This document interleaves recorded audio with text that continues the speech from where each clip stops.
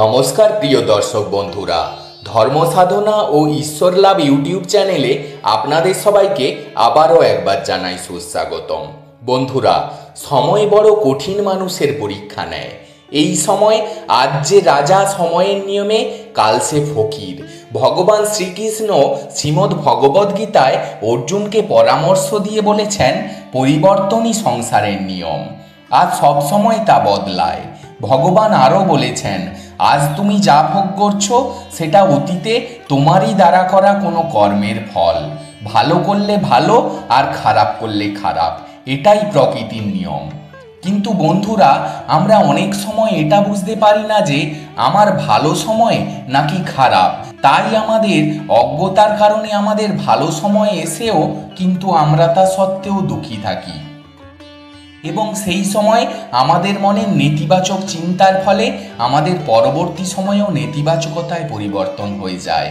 বন্ধুরা, আজকের ভিডিওতে ভগবান শ্রীকৃষ্ণ এবং দেবর্ষি নারদের এক সুন্দর কথোপকথন তুলে ধরতে চলেছি, যেখানে ভগবান শ্রীকৃষ্ণ সুন্দরভাবে বলেছেন যে মানুষ কিভাবে বুঝবে যে তার ভালো সময় আসছে নাকি খারাপ সময় আসছে, কিংবা তার ভালো সময় চলছে নাকি খারাপ সময়।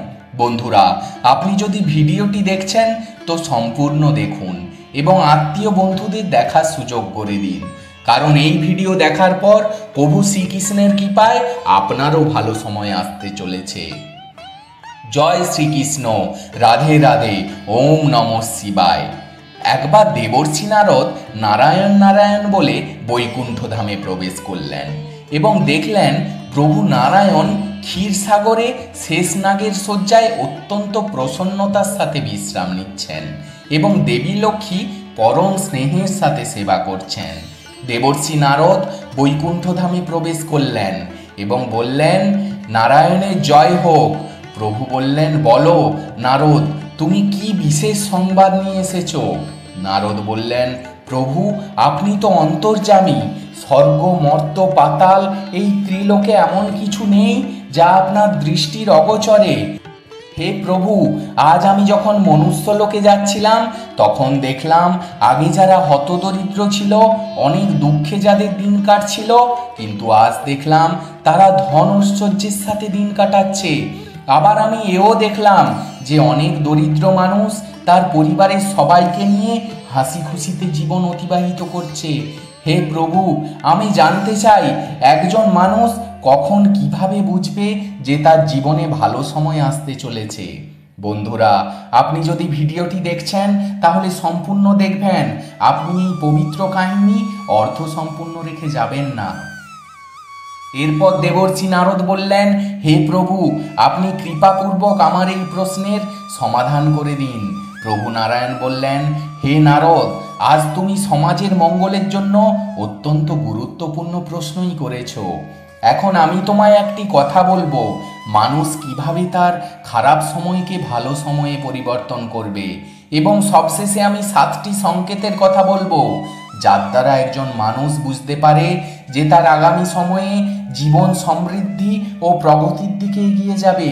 তাই এই কথা মনোযোগ সহকারে শেষ পর্যন্ত শ্রবণ করো। তুমি এই কথা যে বা যারা মনোযোগ সহকারে শ্রবণ করবে তারা আগামী সময়ে পরিবর্তন হয়ে ভালো সময় আসতে চলেছে। বন্ধুরা, দেবর্ষি নারদ বললেন, আপনি কৃপাপূর্বক আমাকে শ্রবণ করান এই কথাটি, এবং আমি তা অত্যন্ত মনোযোগ সহকারে শ্রবণ করব এবং স্বর্গ মর্ত্য পাতাল লোকে প্রচার ও প্রসারও করব।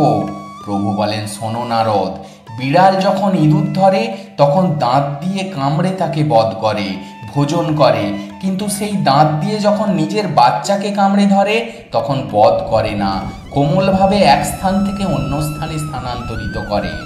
দাঁত একই, মুখ একই, কিন্তু পরিণাম পৃথক পৃথক। ঠিক তেমনি মৃত্যু সকলের নিশ্চিত, কিন্তু একজন প্রভুর ধামে আরেকজন 84 চক্রে 84,000 জনিতে ভ্রমণ করতেই থাকে। মৃত্যু সকলেরই অনিবার্য, জন্মিলে মরিতে হবে, এটাই বিধির বিধান। দেহে প্রাণবায়ু থাকতে আপনি এই দেহকে কেমনভাবে পরিচালনা করছেন তার উপর নির্ভর করবে আপনার প্রাপ্তি কি ঘটবে। কেউ যদি জড়সুখ ভোগ করে সম্পূর্ণ জীবন অতিবাহিত করে, কৃষ্ণ সেবায় নিজেকে সম্পূর্ণ না করেন, তবে মৃত্যুর পরেই দুঃখালয় নামক জগৎ সংসার তাকে নানা দেহে নানাভাবে ফিরে এসে কর্মের ফল ভোগ করতে হয়। কিন্তু একজন যদি এই মনুষ্য জীবনে কৃষ্ণ ভাবনায় সমর্পণ করেন, শুদ্ধ ভক্তিপূর্ণ বিশ্বাস নিয়ে অনাদির আদি গোবিন্দের ভজনা করেন, সাধুসঙ্গ করেন, তাহলে মৃত্যুর পর ভগবান স্বয়ং আপনার সঙ্গী হবেন। কৃষ্ণ ভাবনায় জীবন অতিবাহিত করার ফলে হয়তো মৃত্যুর পর আর এই জড়জগতে ফিরে আসতেই হবে না, স্বয়ং পরমেশ্বরের শ্রীচরণে স্থান পাবেন। সুতরাং মনুষ্যের এই দুর্লভ জীবন জড়জাগতিক কর্মের পাশাপাশি যতটুকু সম্ভব সাধুসঙ্গ করুন, তাহলে সেই ব্যক্তির মুক্তির পথে এগিয়ে চলবে এবং আগামী সময় তার পরিবর্তন হয়ে যাবে। এরপর ভগবান শ্রীকৃষ্ণ বললেন, হে দেবর্ষি, এখন তুমি শ্রবণ করো, একজন মানুষ কিভাবে বুঝবে যে তার ভালো সময় আসতে চলেছে। এরকম আমি তোমায় 7টি সংকেতের কথা বলবো। এই সংকেতগুলির মধ্যে কোনো একটি সংকেত যদি কেউ পায়, তাহলে অবশ্যই তার আগের সময় কাটতে চলেছে এবং ভালো সময় আসতে চলেছে। এরপর ভগবান শ্রীকৃষ্ণ বলেন, প্রথমত একমাত্র সময় ঠিক করে দেয় মানুষের জীবনে সুখ আসবে নাকি দুঃখ, জীবন কেমন কাটবে, সেই সংকেত মানুষ তার কার্য থেকেই বুঝতে পারে। কারো যদি এরকম মনে হয় যে কোনো কাজ অনেক দিন আটকে ছিল, কিন্তু হঠাৎ যদি সেই কাজ সম্পন্ন হয়ে যায় এবং তার মনে এক অদ্ভুত আনন্দ অনুভব হয়, তাহলে বুঝতে হবে তার দুঃখের দিন শেষ হয়ে গেছে এবং সময় পরিবর্তন হতে চলেছে। দ্বিতীয়টি বললেন, যখন কোনো ব্যক্তির চোখ ব্রহ্ম মুহূর্তে অর্থাৎ ভোর 3টে থেকে 5টার মধ্যে খুলে যায়, অথবা এই সময়ের মধ্যে তিনি স্বপ্নে ভগবানকে দেখতে পান, তাহলে এর থেকেও ইঙ্গিত পাওয়া যায় যে ওই ব্যক্তির জীবন সমৃদ্ধি ও প্রগতির দিকে এগিয়ে যাবে এবং তার স্বপ্ন যাতে পূরণ হয় তার জন্য স্বয়ং ভগবান তাকে সাহায্য করবেন। তৃতীয়ত বললেন, কোনো ব্যক্তি পূজা করার সময় ফুল দিলে যদি সেই ফুলটি মাটিতে পড়ে যায়, তখন বুঝতে হবে সেই ব্যক্তির ঈশ্বর আশীর্বাদ রয়েছে এবং এই ইঙ্গিত থেকে বোঝা যায় যে শুভ দিন আসতে চলেছে। চতুর্থ বললেন, যদি দেখা যায় কেউ হাসি খুশি রয়েছেন, তাহলে এর অর্থ সংশ্লিষ্ট ব্যক্তির মধ্যে ভগবানের বাস রয়েছে, এই সময়ে সবার মনোবাসনা পূর্ণ হবে। পঞ্চমত বললেন, এরকমও মানা হয় যে যখন ভবিষ্যতের ঘটনাগুলি আগে থেকেই কেউ স্বপ্নে দেখতে পান, তাহলে তার অর্থ ঈশ্বর সংশ্লিষ্ট ব্যক্তিকে সংকেত দিচ্ছেন যে আগামী দিনে তার জীবনে ভালো কিছু ঘটতে চলেছে। আরও অনেক সংকেত আছে যা থেকে বোঝা যায় জীবনে খারাপ সময় শেষ হয়ে ভালো সময়ের সূচনা হতে চলেছে। আর 6 নম্বরটি বললেন, ধনসম্পত্তি নিয়ে সমস্যায় ভুগছেন বহুদিন ধরে, কিভাবে এই সম্পর্কিত সমস্যার সমাধান ঘটবে আপনি কিছুই বুঝে উঠতে পারছেন না। যদি সকাল সকাল কোনো ব্যক্তি বা আত্মীয় স্বজন সংশ্লিষ্ট ব্যক্তির বাড়িতে এসে হঠাৎ পয়সা দিয়ে যান, তাহলে ধরে নিতে হবে সেই ব্যক্তির গৃহে মা লক্ষ্মীর আগমন ঘটতে চলেছে এবং তখনই বোঝা যাবে যে ধনসম্পত্তি নিয়ে যা সমস্যা রয়েছে তা দূর হয়ে যাবে।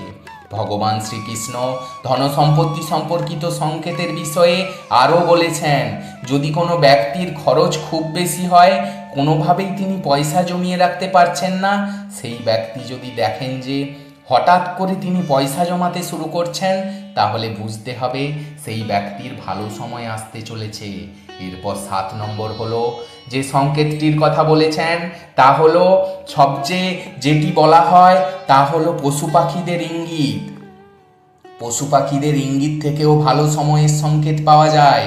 যেমন কোনো বাঁদর যদি কারোর বাড়ির ছাদের ওপর আমের বীজ ফেলে যায়, অথবা কোনো বিড়াল যদি সদ্য বাড়িতে বাচ্চা জন্ম দেয়, তাহলে ধরে নিতে হবে ভগবান কোনো সংকেত দিচ্ছেন আগামী দিনে ভালো সময় আসতে চলেছে।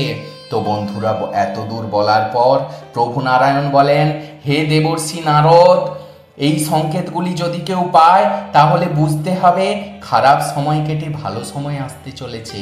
হে নারদ, আশা করি তোমার মনে সমস্ত প্রশ্নের উত্তর তুমি পেয়ে গেছো। আর হ্যাঁ, আপনি কি বুঝতে পারছেন বন্ধুরা, ভগবানের দেওয়া সংকেত যা দেখে বোঝা যায় যে ভালো সময় আসতে চলেছে? বন্ধুরা, যদি আজকের ভিডিওটি আপনার ভালো লেগে থাকে তাহলে ভিডিওটিতে একটি লাইক দিয়ে দিন আর সেই সঙ্গে আত্মীয় স্বজন বন্ধু বান্ধবদের দেখার সুযোগ করে দিন শেয়ার করার মাধ্যমে। আর আপনি যদি নতুন হয়ে থাকেন তাহলে এই চ্যানেলটিতে সাবস্ক্রাইব করে সঙ্গে থাকুন, কারণ এখানেই মোটিভেশনাল রিলেটেড সমস্ত ধরনের ভিডিও আপলোড করা হয়ে থাকে। আজ এই পর্যন্ত, আবার আসবো পরের ভিডিও নিয়ে। ততক্ষণ ভালো থাকবেন, সুস্থ থাকবেন। জয় শ্রীকৃষ্ণ। রাধে রাধে।